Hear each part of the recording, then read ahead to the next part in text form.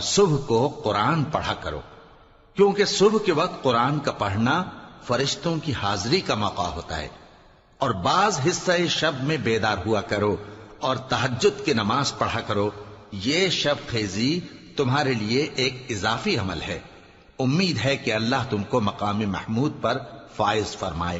اور کہو کہ اے پروردگار، مجھے مدینے میں اچھی طرح داخل کیجو اور مکے سے اچھی طرح نکالیو، اور اپنے ہاں سے زور و قوت کو میرا مددگار بنائیو، اور کہہ دو کہ حق آ گیا اور باطل نابود ہو گیا، بے شک باطل نابود ہونے والا ہے۔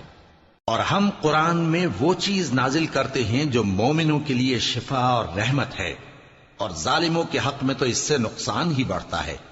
اور جب ہم انسان کو نعمت بخشتے ہیں تو روح گرداں ہو جاتا ہے اور پہلو پھیر لیتا ہے، اور جب اسے سختی پہنچتی ہے تو نا امید ہو جاتا ہے۔